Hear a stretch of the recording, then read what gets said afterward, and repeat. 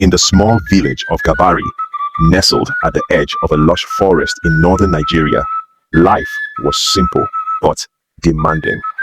The villagers were mostly farmers and artisans who worked tirelessly to ensure their families had enough to eat. Among them was a 15-year-old girl named Amina, whose spirit was as vibrant as the morning sun. Amina lived with her grandmother, Hajia Binta, in a modest mud house adorned with colorful mats and calabashes.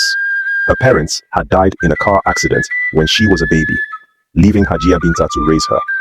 Despite their struggles, Amina was a bright and curious girl who loved reading and dreamed of becoming a teacher. Every morning, she would rise before dawn to help her grandmother fetch water from the stream, grind millet, and tend to their small vegetable garden.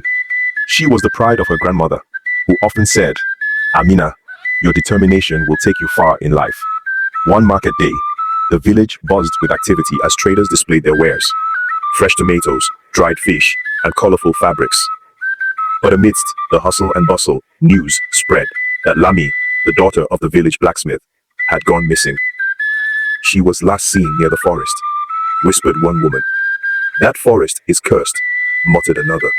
"No one who enters ever returns." The forest had a dark reputation.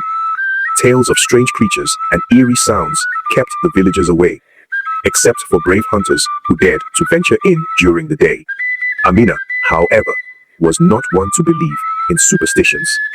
That evening, as Amina and her grandmother sat outside their house under the starry sky, she said, "Hajia, I want to help find Lami." Her grandmother looked at her with concern. "Amina, it's dangerous.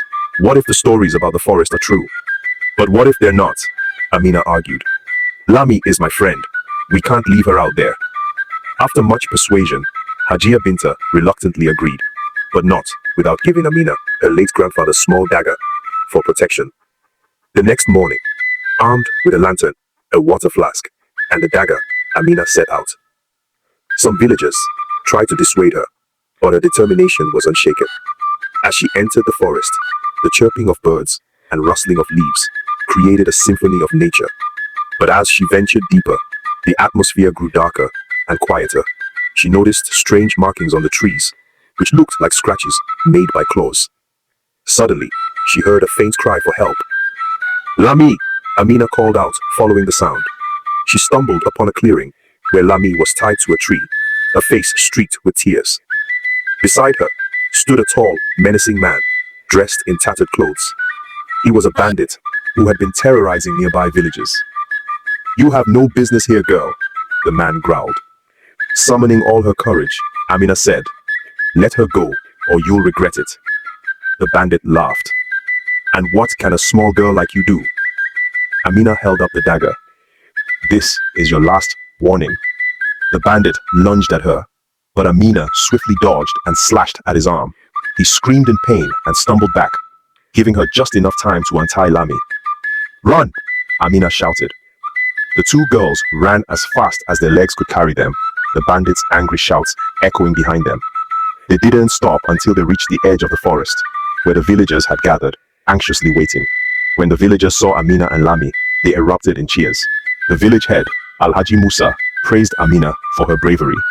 "You have shown us that courage and determination can overcome even the greatest fears," he said. Lami hugged Amina tightly. "You saved my life. I'll never forget this." That evening, the villagers gathered to celebrate. Under the moonlight, Hajia Binta addressed the crowd. "Amina has taught us all an important lesson. Fear is only as powerful as we allow it to be. Sometimes we must face our fears to protect the ones we love and bring about change." From that day on, Amina became a symbol of courage in Gabari. She inspired the villagers to challenge their fears and work together to make their communities safer. And as for Amina, her dream of becoming a teacher burned brighter than ever, for she knew that knowledge and courage could change the world.